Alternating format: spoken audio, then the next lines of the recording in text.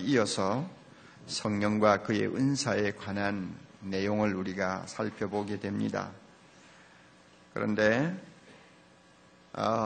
은사를 다룰 때에 이제 교회의 기본 개념 가운데 하나인 그 몸이라고 하는 은유를 가지고 이 성령의 은사 문제를 다룰 수밖에 없습니다. 이제 오늘 내용을 보면 대충 왜 성령의 은사를 이야기하다가 몸 이야기가 나오나 하는 것을 쉽게 발견할 수가 있습니다. 여러분, 제가 교회의 기본 개념이라는 조금 신학적인 용어를 사용한 것을 여러분들이 이해를 하셔야 됩니다. 교회를 가리킬 때 교회라는 말 말고 다른 말로 표현한다면 어떤 용어가 있을까? 어떤 개념이 있을까? 아마 여러분 생각을 해본 일이 없을 거예요. 교회라는 말을 쓰지 않고 다른 말로 쓰자 할 때 교회와 똑같은 의미를 가진 다른 말들이 몇 가지나 있다고 생각합니까? 성경적으로 보면 3가지가 있습니다. 그래서 기본 개념이라고 그래요. 교회라는 말 대신으로 사용될 수 있는 용어죠. 첫째는 그리스도의 몸이라고 하는 말입니다. 그러므로 그리스도의 몸 하면 이거는 교회라는 말하고 동일한 의미를 갖습니다. 또 하나는 택자의 모임, 선택받은 자의 모임이다. 이렇게 하면 택자의 모임이 뭐냐? 교회다. 교회가 뭐냐? 택자의 모임이다. 우리가 이렇게 말을 바꿀 수가 있습니다. 또 하나 우리가 그 교회의 기본 개념으로 드는 것이 있는데 그것은 성령의 전이라는 말입니다. 그래서 교회가 뭐냐? 교회는 성령의 전이다. 성령의 전이 뭐냐? 교회다. 이렇게 바꾸어서 말을 해도 전혀 잘못되지 않는다 하는 말입니다. 3가지 말씀드렸죠. 교회라는 말과 대치될 수 있는 기본 개념. 첫째, 그리스도의 몸이다. 그 다음에 또 택자의 모임이다. 그리고 성령의 전이다. 이 3가지가 있습니다. 물론 더 몇 가지를 추가하는 신학자들도 있습니다만은 일반적으로 서로 동의하는 가장 보편적인 개념은 이 3가지입니다. 그런데 그 이제 3가지 중에서 이 그리스도의 몸이라는 말이 이제 오늘 우리 본문에서 계속 나오지 않습니까? 그리스도의 몸이다. 이것은 교회의 성격을 가장 잘 드러내는 개념이라고 할 수 있습니다. 자, 몸이면 머리가 있잖아요. 머리는 누구요? 예수 그리스도요. 그 다음에 몸이지요. 몸이 있으면 또 뭐가 있나요? 지체가 있죠. 그럼 지체는 누굽니까? 예수 믿는 모든 성도들이죠. 그래서 머리와 몸과 지체, 이것은 아주 통일된 하나의 유기체를 형성하고 있습니다. 유기체라는 말도 우리가 잘 쓰는 말 중에 하나죠. 조직체와 여러분이 대비해서 그 말을 이해할 수가 있습니다. 조직체는 생명이 없습니다. 조직체는 떼놓으면 떼놓는 대로 존재할 수가 있습니다. 그러나 유기체는 생명으로 이어져 있는 하나의 모임이죠. 구조지요. 그러므로 떼놓으면 다 죽어버려요. 이게 유기체입니다. 떼면 죽어요. 생명으로 이어져 있기 때문에 그렇습니다. 그래서 몸이라는 게 뭡니까? 하나하나 떼놔도 제 마음대로 활동할 수 있는 그 무엇이 아니죠. 모두가 온전히 갖추어져서 생명으로 딱 연결될 때 비로소 제 기능을 발휘하는 것이 몸이죠. 교회가 바로 그와 같다는 것입니다. 머리 대신 그리스도와 지체된 모든 성도가 통일을 이루어서 서로가 깊은 생명의 교류를 나눌 때에 그 교회라는 몸이 존재할 수가 있다는 것입니다. 이런 의미에서 이 교회를 몸이라고 하는 것은 굉장한 차원을 갖고 있는 말입니다. 잘못하면 교회는 유기적인 몸의 기능을 잃어버리고 석화된 조직체가 되기가 참 쉽습니다. 여러분, 사랑의 교회를 여러분이 보시면 좀 알 수 있을까요? 사랑의 교회는 어떤 아주 조직을 가지고 그 다음에 조직의 모든 책임을 맡은 사람들을 통해서 이끌어가는 그런 면이 강합니까? 아니면은 예수 믿는 사람들이 자연스럽게 모여가지고 서로가 참 영적 생명을 나누면서 함께 공동체를 이루어가는 면이 가깝습니까? 여러분, 전자입니까? 후자입니까? 사랑의 교회를 놓고 이야기할 때 솔직하게 이야기하세요. 괜히 아첨하지 말고. 자, 여러분, 어느 쪽이라고 생각합니까? 여러분이 느낌에 사랑의 교회는 후자야. 후자에 속해.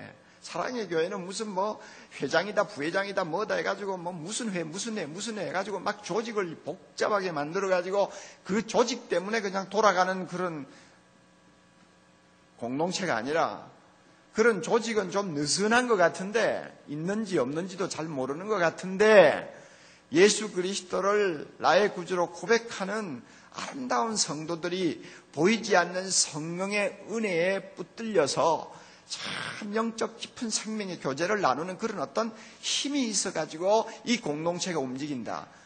바로 사랑의 교회는 그게 특징이다 하고 여러분에게 어떤 느낌이 즉시 온다면, 사랑의 교회는 그런 대로 아직은 건강한 교회라고 할 수 있습니다. 그런데 교회가 역사가 오래되고요, 그 다음에 영적 생명이 많이 고갈되어 버리면 결국은 조직체로 굴러가게 되어 있습니다. 그래서 나중에 돌처럼 굳어버려요. 그래서 교회가 잘못되는 것입니다. 그러므로 교회가 교회다웠기 위해서는 이 몸으로서의 기능을 항상 살려놓고 몸으로서의 기능을 최대한 발휘할 수 있도록 우리가 최선의 노력을 다하지 아니하면 안 됩니다. 이런 면에서 오늘 몇 가지를 본문 중심으로 좀 생각해 보겠습니다. 첫째로요, 우리는 한 몸이다 하는 사실입니다. 몸은 몸인데 두 몸이 아니고 한 몸이다. 12절 13절에 나오는 말씀입니다. 우리 모두는 한 몸입니다. 사랑의 교회 안에 있는 성도들은 한 몸입니다. 또 한국에 있는 모든 교회도 한 몸입니다. 또 국경을 뛰어넘어서, 인종을 뛰어넘어서 전 세계에 있는 모든 교회도 한 몸입니다. 왜냐하면 머리가 누굽니까? 예수 그리스도 한 분이기 때문에 우리가 서로 나누어져서 지역교회를 형성하지만 모두가 한 몸이에요. 한 몸이에요. 언제 우리가 한 몸이 되었느냐? 13절에 그 대답이 나오죠.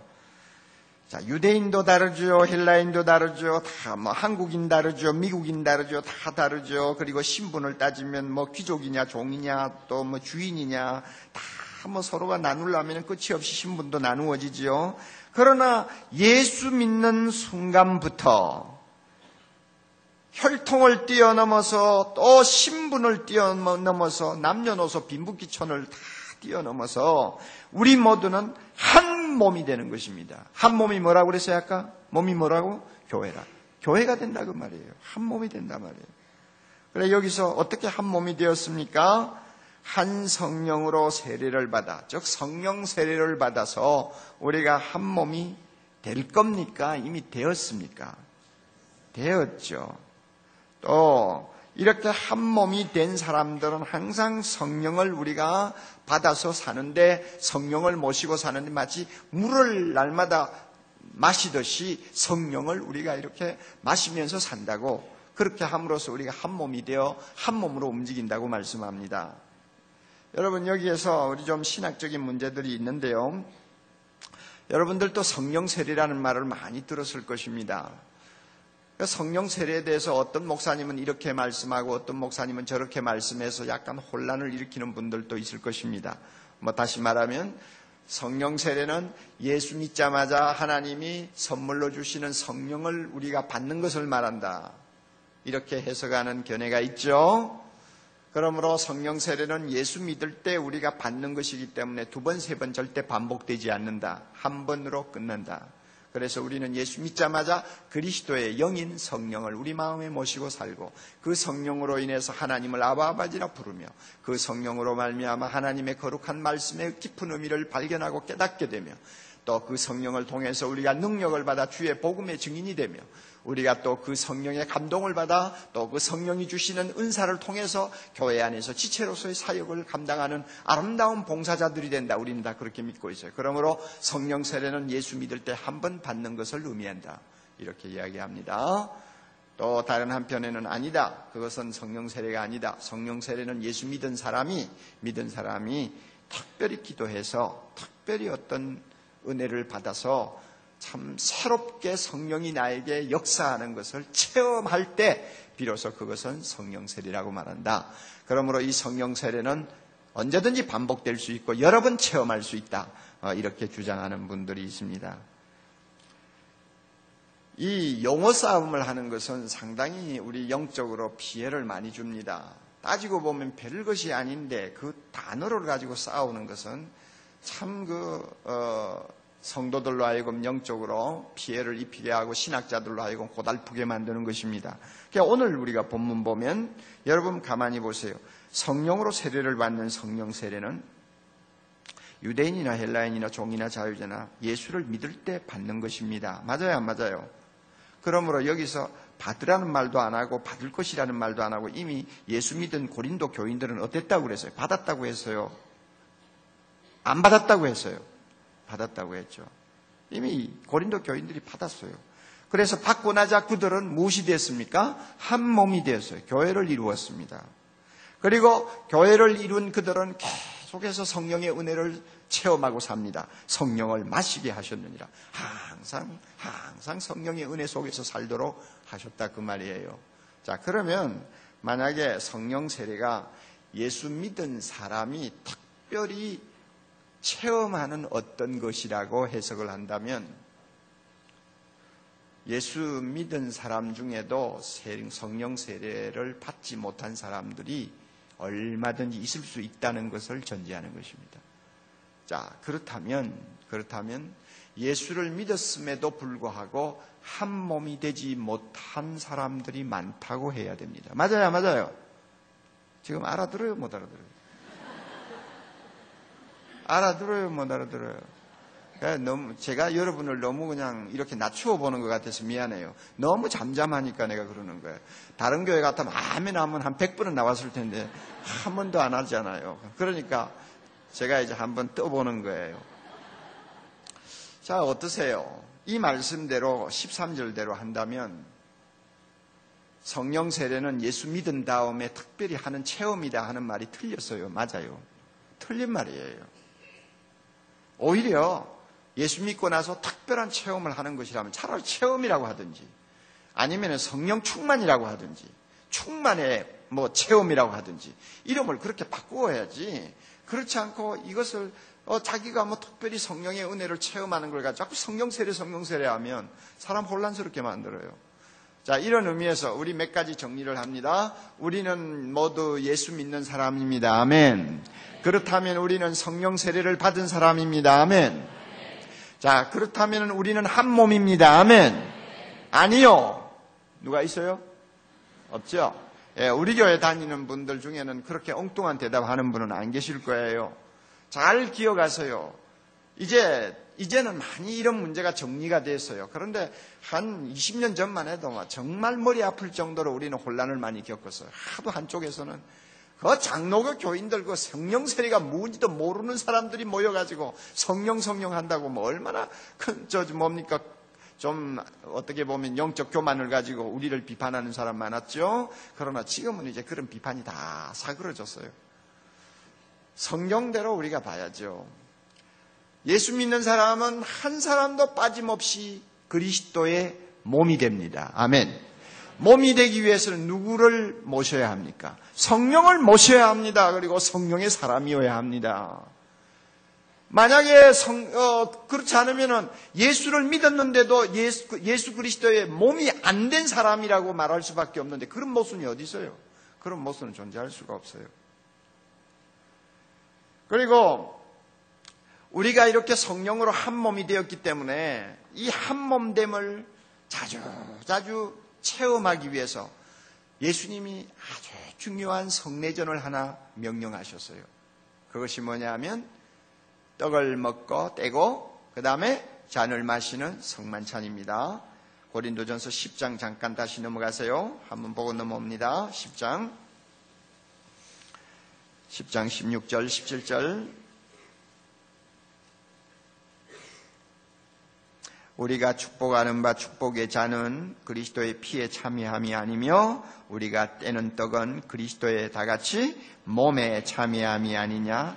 떡이 하나요 많은 우리가 한 모여 몸이니 이는 우리가 다 한 떡에 뭐합니까? 참여함이니라.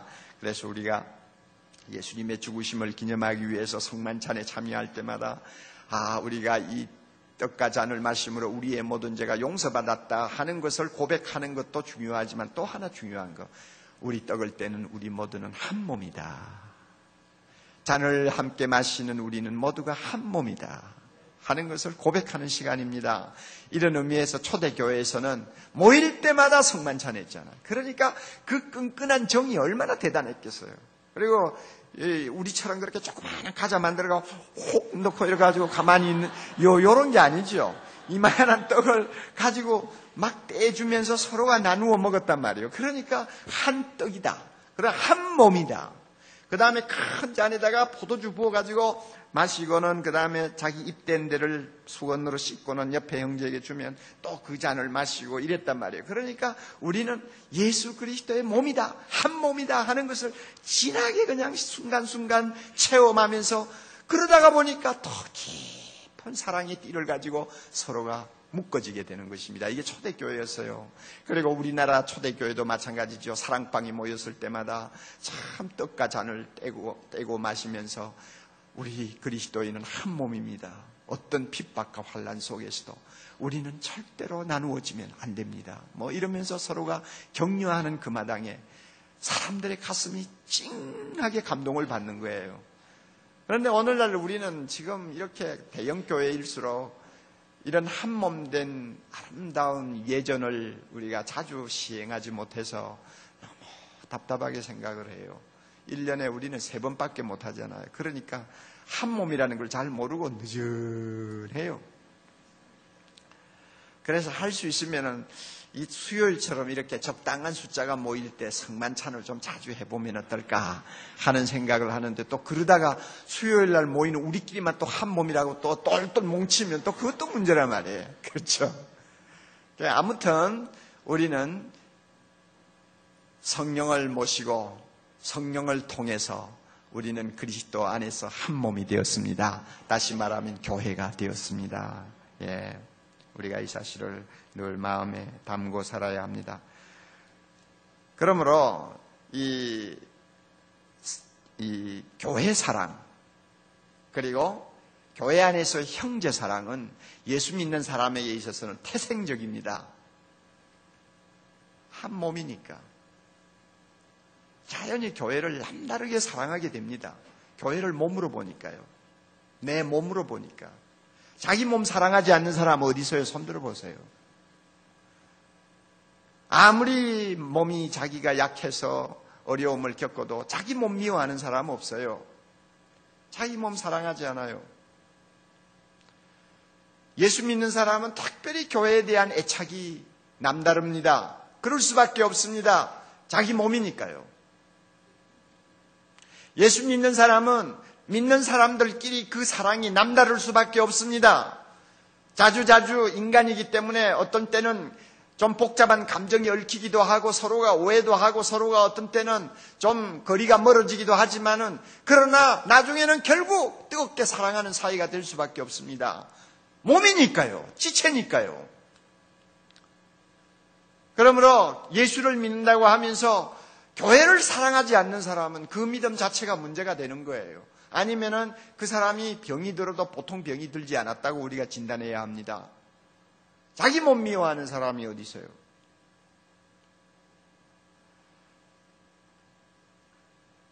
점점 이제 사람들의 생활이 좀 자유스러워지고 또 생각들이 좀 상당히 좀 분방해지니까 이 교회에 대한 애착이 많이 식어지는 것 같은 느낌을 받는 경우가 많습니다. 그래서 어떤 사람은 보면 자기 교회가 없어요. 입맛대로 다녀요. 얼마 동안 다니다가 아이고 뭐 이제 뭐 들을 만큼 다 들었으니까 또 다른 목사님 또 설교 한번 들어보자. 그리고는 또 주기적으로 옮겨요. 그러니까 자기 교회가 없는 거죠. 이러니까 교회에 대한 애착이 전혀 없는 것입니다.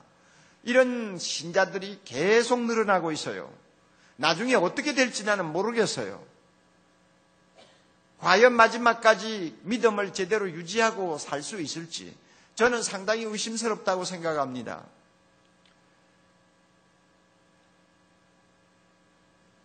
제가 일산에 있는 어느 교회가 이제 건축을 하고 나서 그 교회에 참석을 했습니다. 헌당 예배 참석을 했죠. 제가 설교를 했는데 나중에 그 예배 끝 시간에 그 교회를 가장 사랑하고 아낀 노부부에게 감사패를 전하는 순서가 있더라고요.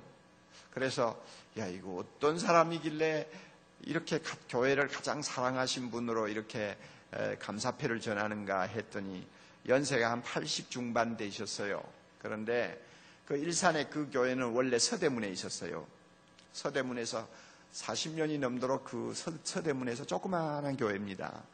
거기에 있었는데 그 교회를 처음부터 다니기 시작하면서 오로지 그 교회만 사랑한 부부가 있어요. 그래서 집도 그 교회 옆에다가 얻어놓고는 40년 가까이 그 교회만 다녔지 다른 교회를 다녀본 역사가 없대. 와. 그런데 이제 그 교회가 몇 년 전에 이제 일산으로 이전을 했거든요. 교인들이 많이 이제 그쪽으로 이제 같이 따라갔죠. 제일 걱정이 그 노부부예요. 나이도 많은 데다가 40년을 그 자리에서 교회를 사랑하면서 교회를 다녔으니까 교회 이전할 때도 제일 먼저 깃발 들고 반대할 걸로 알았거든요. 그랬는데 반대를 안 하셨어요. 교회를 위해서는 옮겨야죠. 그래놓고 나중에 가만히 보니 자 서대문에서 어떻게 일산을 그 노인이 옵니까? 어떻게 할 것인가 했는데 자녀들하고 서로 협의를 하더니 일산에다가 조그마한 아파트, 그것도 교회 바로 옆에 아파트를 딱 얻어가지고 노부부가 그리를 딱 옮긴 거예요. 그리고는 그 교회를 계속 나오시는 겁니다. 그분들에게는 자기 교회밖에 없다는 거죠. 어떻게 보면 좀 병적이라고 할 수가 있지만은 사실은 탓할 필요가 없어요. 욕할 필요가 없어요. 그만큼 교회를 사랑을 했다는 이야기니까요. 우리가 인간이기 때문에 세상에 있으면서 교회를 사랑하면 한국교회 전체를 사랑할 수 있습니까? 안 되는 거죠. 서초동에 있는 수십 개의 교회를 한꺼번에 우리가 사랑할 수 있어요? 안 되는 거죠. 결국 주님의 몸된 교회를 사랑한다고 하면 내가 다니는 그 교회를 사랑할 수밖에 없잖아요. 모든 사람을 다 사랑한다고 해서 세상에 있는 모든 남자를 다 같이 사랑하는 여자가 어디 있어요? 아무도 없죠. 결국 줄이고 결국 마지막 하나 남는 사람 사랑할 수밖에 없잖아요. 그렇잖아요. 그렇다고 해서 하나님이 너 왜 모든 세상에 있는 남자들을 사랑하지 않았느냐 그렇게 욕하지 않으세요. 그 인간이니까. 교회도 마찬가지예요. 내가 한국교회 세계교회를 다 사랑하죠. 사랑하지만 정말로 사랑하는지 안 하는지 그거 알 수가 없죠. 결국 나중에는 내가 다니는 교회를 사랑할 때 하나님의 몸된 교회를 사랑한다. 그리스도의 몸을 사랑한다. 이렇게 말할 수밖에 없어요. 그러므로 여러분 가운데서 아직도 진정 내 생명 걸고 사랑할 만한 교회를 여러분이 아직도 알지 못한다고 하면 빨리 정하세요. 좋은 거 아니에요, 절대. 우리의 몸이기 때문입니다. 자, 두 번째로 우리는 서로 다른 지체다 하는 내용입니다. 처음에는 뭐라고 그랬죠? 우리는 한 몸이다 그랬어요. 두 번째는 우리는 서로 다른 지체다. 예, 지체다. 14절부터 21절까지 내용이 이제 그런 내용입니다. 몸에는 많은 지체가 있다는 것입니다. 많은 지체가 있는데 그 지체가 몸을 위해서는 다 중요하고 필요한데요. 한 몸에 한 지체가 있는 그런 경우는 전혀 없습니다. 제가 조금 보니까요. 한방에서는 몸의 지체를 이야기할 때 오장육부라고 흔히 말을 합니다. 오장육부라고 그러죠. 그래서 뭔가 했더니 오장은 간장, 심장, 비장, 폐장, 신장이래요. 이게 오장이래요. 자, 여러분 귀가 아프지만 좀 들으세요. 그 다음에 육부가 뭐냐 했더니 대장, 소장, 쓸개, 또 위, 또 뭐 삼초가 뭔지 모르 삼초, 그 다음에 방광, 이런 것들이 육부래요. 그렇게 보면은 몸에 그 정도의 몸의 지체가 있구나 우리가 생각을 하는데요. 앙드레 지오르당이 쓴 내 몸의 신비라는 책에 보면 더 복잡합니다. 우리 몸이 얼마나 신비스러운지요. 우리 몸에는 40조 내지 60조 정도 되는 40조 내지 60조의 세포가 있대요. 여러분, 조가 얼마나 많은지 저도 모르고 여러분도 모르죠? 모르는 거예요. 40조 내지 60조의 세포가 있고 뼈가 몇 개냐 하면 211개가 있대요. 뼈가. 그리고 기관이 몇 개가 있느냐 하면 한 100개 정도가 있대요. 기관이. 운동 근육은 약 450쌍이 있답니다. 조직은 한 800가지가 있대요. 그리고 유전자는 10만 개가 있대요. 우리 몸이 얼마나 신비스러운 존재인지 몰라요. 그런데 이제 이 바울이 지금 여기서 이야기할 때는 이렇게 유전자다, 세포다 이런 것까지 염두에 두고 하는 이야기는 절대 아닙니다. 그 당시는 세포라는 그 자체를 모르던 시대니까요. 그저 바울이 말할 때는 손가락이 있고 손이 있고 귀가 있고 눈이 있고 이런 것들이 있는 것처럼 그리스도의 몸에는 서로 다른 지체가 있다는 것을 이야기합니다. 그래서 온 몸이 귀일 수도 없고 온 몸이 발일 수도 없고 온 몸이 또 손일 수도 없다. 서로 다른 지체가 서로 함께 모여서 몸을 형성한다. 이렇게 이야기하는 겁니다. 따라서 이 다양성, 몸의 다양성, 지체의 다양성, 이 다양성은 몸이 몸되게 하는 기본 조건입니다. 만약에 이 다양성이 단일체로 바뀌면, 다시 말하면 다양성이 죽어버리면 그것은 몸일 수가 없습니다. 모든 기능은 쇠퇴하고 맙니다. 그렇잖아요, 여러분. 다른 기능은 다 죽어버렸어요. 심장만 뛴다고 합시다. 벌써 그 몸은 몸이 아니에요. 그것은 이미 죽는 몸이죠. 그러나 손발이 다 움직인다. 모든 기능이 제 역할을 한다. 이거는 몸이 살아있는 거, 건강한 거 아니에요? 교회도 그렇단 말입니다. 이런 의미에서 우리는 서로 다른 지체이기 때문에 이 지체의 역할을 감당하도록 하기 위해서 성령께서는 사람들에게 각자마다 무엇을 주셨습니까? 은사를 주셨습니다. 귀의 역할을 할 사람은 귀의 은사를 주시고, 손의 역할을 할 사람은 손의 역할을 주시고, 입의 역할을 할 사람은 입의 역할을 주시고, 다양한 은사를 성령께서 주셨습니다. 그래서 다양한 사역을 하게 했습니다. 자유로운 사역을 하게 했습니다. 창조적인 사역을 했습니다. 그래서 몸 자체가 활기 있고 건강하고 풍성하게 움직일 수 있도록 그렇게 주님께서 교회를 만들어 주셨습니다. 그러므로요, 다른 형제를 보고 나하고 비교할 때 저 사람하고 내하고는 좀 다르다. 저 사람이 받은 은사하고 내하고 좀 틀린다 하고 느낄 때 그것이 정상이지 왜 다를까? 이렇게 우리가 반문하면 안 됩니다. 같을 수도 있어요. 그러나 대부분이 달라요. 교회가요, 이런 다양성을 충분히 활용할 때 정말로 교회가 건강해지고 활력이 넘칩니다. 그리고 주님의 일을 저 생산적으로 할 수 있습니다.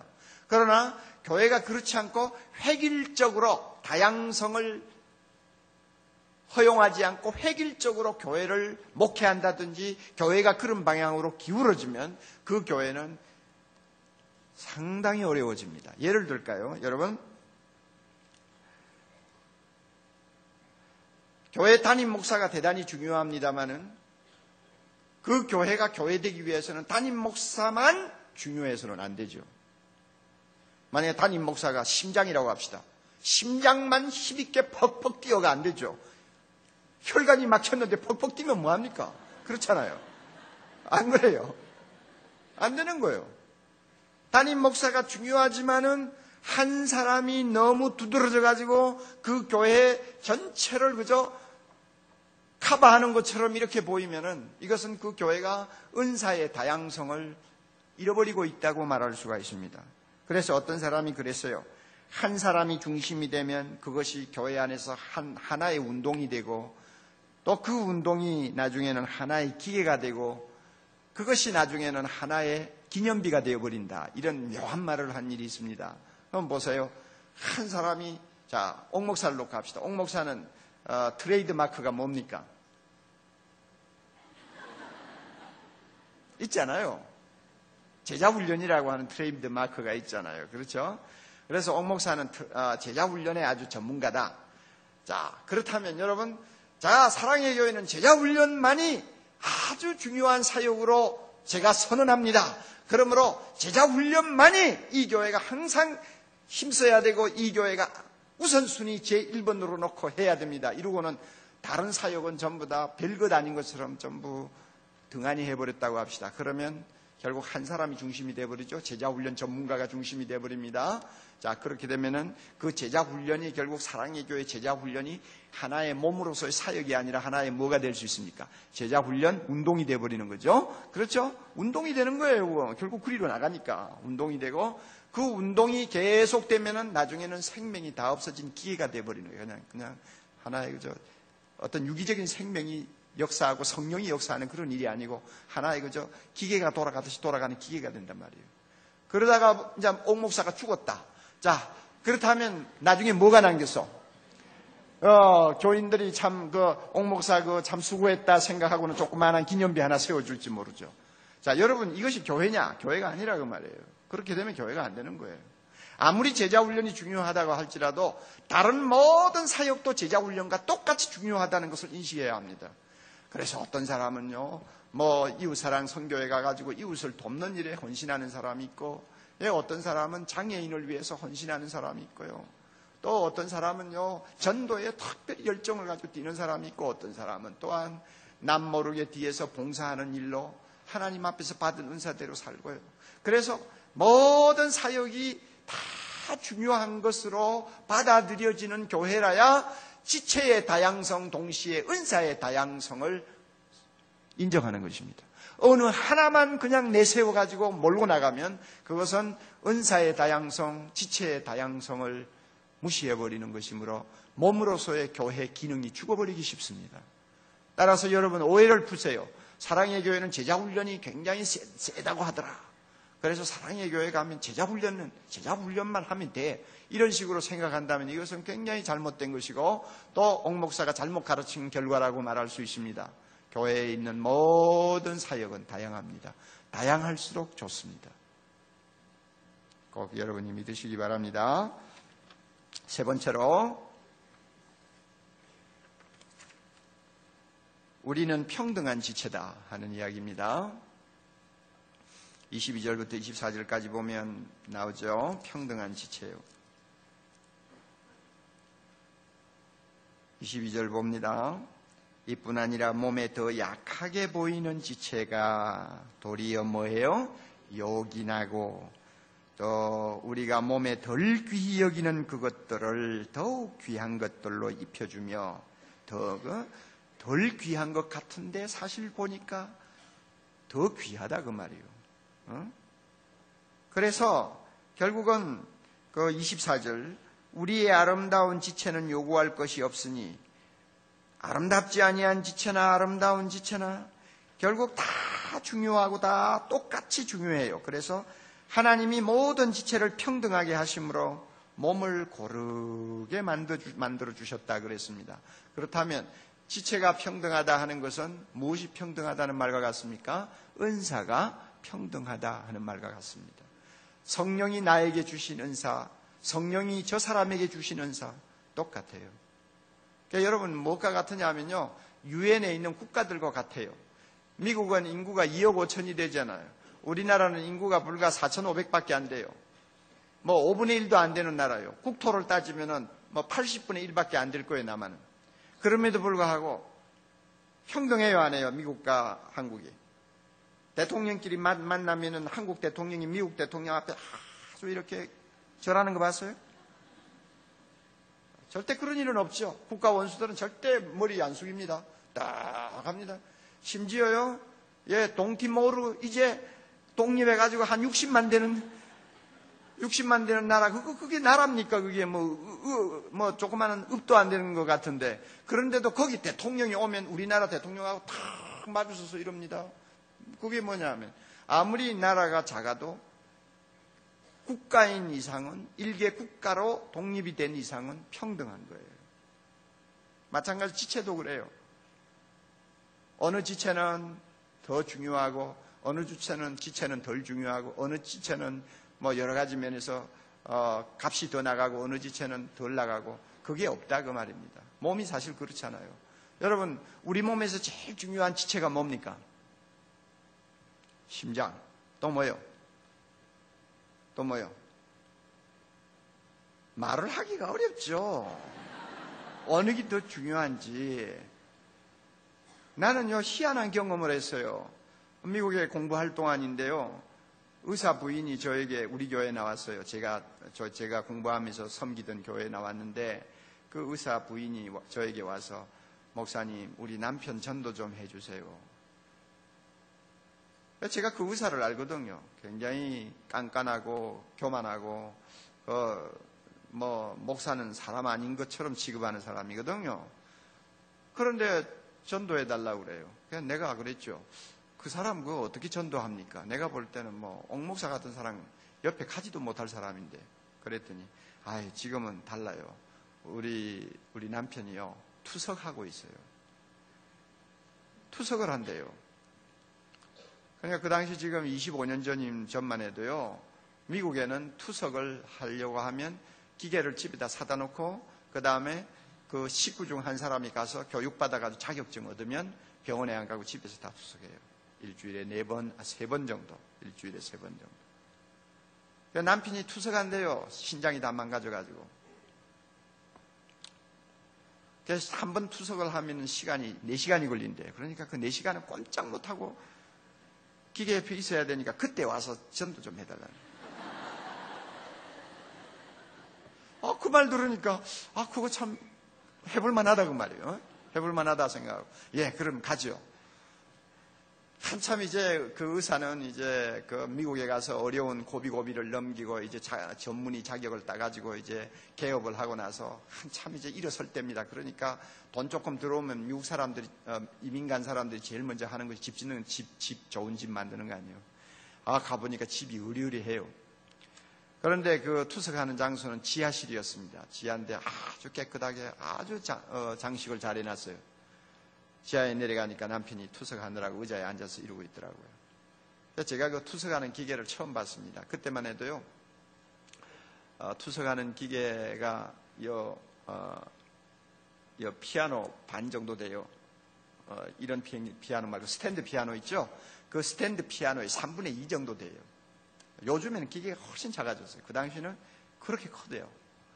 거기에 이제 그 호수를 연결해가지고 몸에 있는 피를 빼가지고 기계가 걸러내가지고 다시 몸 안에 넣고 하는데 4시간이 걸리는 거예요. 그 사람 팔을 보니까 막 싹하면 일주일에 3번을 찔러대니까 얼마나 하겠어요.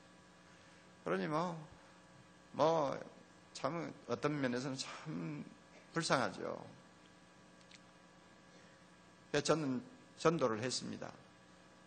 처음 가서 전도해가지고 안 됐어요. 그 다음에 또 한 번 갔어요. 그랬는데도 안 됐어요. 왜 안 되느냐? 하나님에 대한 원망이 이렇게 가득해요. 내가 무슨 죄가 있다고 나에게 이런 병을 주시느냐? 거기에 대해서는 제가 대답이 없거든요. 대답을 할 수가 없잖아요. 도무지 마음을 열지 않아요. 그래가지고 전도하다가 실패를 했습니다만 내가 거기서 크게 깨달은 진리가 있어요. 나는요, 옛날에 이 신장이 어디 붙었는지도 모르고 산 사람이에요. 그리고 신장 크기가 얼마나 큰지, 닭을 잡을 때 그놈의 신장 콩팥인지 그걸 내가 본 일은 있어도 그게 어떤 건지를 전혀 모르고 있었는데, 그분 옆에 가서 투석하는 것을 한두 번 보면서 우리 몸에서 신장이 얼마나 중요한지, 그건 신장 눈에 보이지도 않고 오줌이나 걸러내는 걸로 생각을 하고 있다면 그건 있으나 마나 우리는 하수구 아니요. 그러니 있으나 마나라고 생각하겠는데, 그게 얼마나 중요한지. 그거 고장 나버리니까 한 며칠만 지나면 얼굴이 그냥 정말 똥색이 돼버리고 막 퉁퉁 부어요. 그냥 독이 차서. 야, 그래서 제가 그것을 보고요, 참 하나님의 말씀이 진리로구나. 맞아서 우리는 뭐 허파가 중요하고 뭐 간이 중요하고 뭐 위가 중요하고 뭐 요란을 떨고 저 아래쪽에 있는 것은 별로 중요하지 않는 것처럼 다 적당히 무시하고 살았는데, 지체는 그게 아니야. 너무너무 중요한 거야. 어느 것 하나 덜 중요한 게 없어. 다 중요해. 한 가지만 고장나면 온몸이 그냥 망가지니까 다 중요하다 그 말이에요. 바울이 지금 그 이야기하는 거예요. 교회 안에서 어떤 사람은 이런 은사를 받았고 어떤 사람은 저런 은사 받았어요. 자, 옥 목사가 받은 은사가 있어요. 그런데 여기 앞에 앉아있는 우리 자매가 받은 은사하고 비교 한번 해볼래요? 자, 옥 목사가 받은 은사는 뭐 지도자니까 뭐 설교하는 은사 받았을 거고, 하나님의 말씀을 뭐 깨닫는 은사도 받았을 거고, 또 어떤 면에는 리더십의 은사도 받았을 거고, 어떤 면에는 또 섬기는 은사도 받았을 거고, 지도자는 그런 몇 가지는 꼭 받아야 되거든요. 또 성경대로 말하면 지혜의 은사, 지식의 은사 받았을 거란 말이에요. 다스리는 은사도 받았을 거란 말이에요. 그래요, 안 그래요? 그런 것 같잖아요. 예, 없어도 좀 있다고 말을 해주면 좋죠. 예, 그런 은사가 있으니까 목사가 된 거 아니에요, 그렇죠? 그런데 자매는 무슨 은사 있어?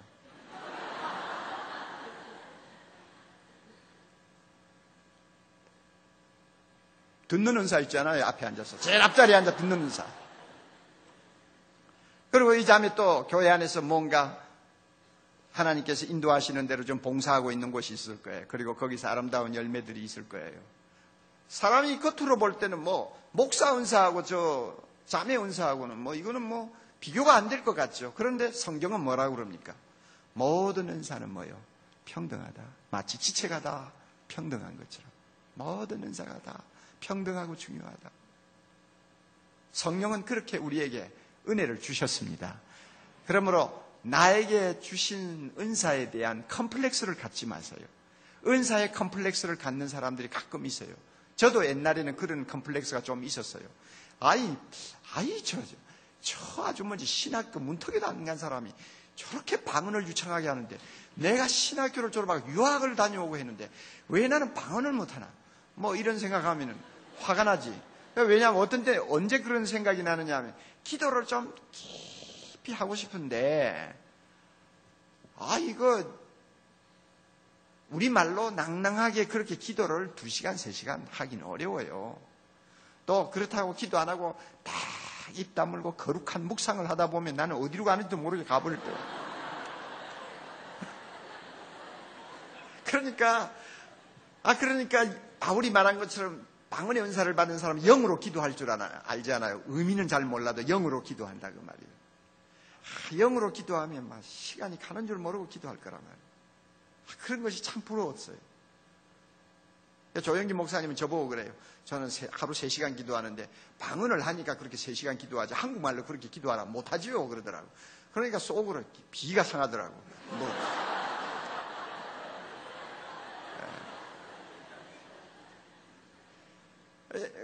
그런 게 있어요. 뭐 어떤 목사는 뭐 아주 병을 고치는 은사를 아주 받아가지고 많은 환자들을 일으키는데, 나는 뭐 10번을 기도해줘도 낫지 않은지. 그러니까 그런 면에서 약간의 좀 컴플렉스가 있단 말이에요. 어떤 목사님은 뭐 귀신 딱 들린 사람 보면 탁 눈 부릅뜨고 주 예수 이름으로 명하노니 물러가라 갈지어다 이러면은 어떤 사람 나간단 말이야. 나가는데 나는 뭐 한두 번 해봤지만은 뭐 도무지 끄떡도 안 하더라고요. 그러니까 자연히 좀 컴플렉스가 있을 수 있는데, 오늘 말씀 보면 그런 것이 다 필요 없다 그 말이에요. 하나님께서 각자에게 주신 것이 최고의 선물이에요. 아멘. 성령이 나에게 주신 선물이, 성령이 나에게 주신 은사는 나에게 최고의 선물이에요. 감사하고 만족하고 그 은사를 통해서 주님 앞에 쓰임 받으면 됩니다. 끝으로요, 4번째로 우리는 서로 돌보는 지체다 하는 것입니다. 우리는 서로 돌보는 지체다. 우리 지체로서 성령의 은사를 받은 이유는 나 자신을 위한 것이 아닙니다. 나 자신을 위해서가 아닙니다. 다른 지체를 섬기기 위해서입니다. 더 나아가서는 몸을 돌보기 위해서입니다. 그 말씀이 25절부터 27절까지 나옵니다.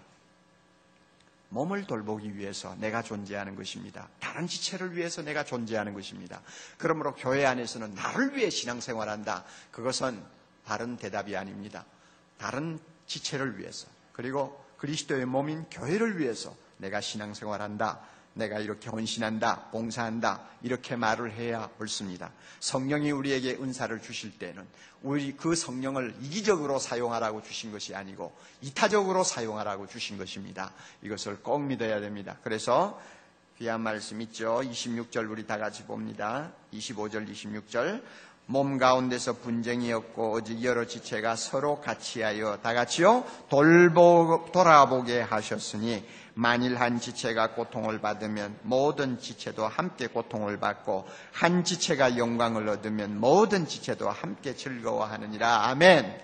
예, 우리는 나를 위해 존재하는 것이 아닙니다. 성령께서 나에게 은사를 주시고 성령께서 나를 이렇게 아름답게 만드신 것은 다른 지체를 섬기고 교회를 섬기라고, 몸을 섬기라고 주신 것입니다. 그러므로 제가 자주 하는 이야기가 있죠. 옆에 있는 형제를 볼 때마다 나 없으면 너 못 산다. 너 없으면 누가 못 살아요? 나 못 살고, 나 병들면 너 병들고, 너 병들면 나 병든다. 이게 몸의 관계입니다. 그렇죠? 지체 관계예요, 지체 관계. 교회가 그렇습니다. 모든 형제가 다 너무 소중합니다. 어느 형제라도 잘못되면 그 잘못된 형제의 고통을 내가 함께 겪어야 합니다. 예. 어느 형제가 실족하면 그 형제의 실족함이 바로 나에게 고통으로 전달되는 거예요. 어떤 형제가 은혜 받고 하나님 앞에 칭찬받고 영광 누리면 그 형제의 영광이 바로 뭐요? 나의 영광이 되는 것입니다. 이게 지체 간의 관계예요. 몸의 관계예요. 교회가 바로 이렇다 그 말입니다. 그러므로 여러분, 우리가 큰 교회이기 때문에 서로 얼굴도 잘 모르고 이름도 잘 모릅니다만은 서로가 교회 안에서 마주칠 때마다 나를 위해 존재하는 지체구나. 저 사람은 나를 위해서 살고 있구나. 이렇게 생각하면 틀림이 없습니다. 저 형제가 저렇게 믿음이 좋으면 그것은 바로 내 믿음이 좋아지는 증거니라. 이렇게 말해도 절대 잘못된 것 아닙니다. 맞아요, 안 맞아요? 맞는 거예요. 이렇게 교회를 그리스도의 몸이라고 하는 말씀 속에는 이렇게 깊은 여러 가지 진리가 숨어 있습니다. 우리가 이 사실을 늘 마음에 두고 참 기쁘게 교회를 사랑하면서 신앙생활 잘하는 축복이 있기를 바랍니다. 다 같이 기도하십시다.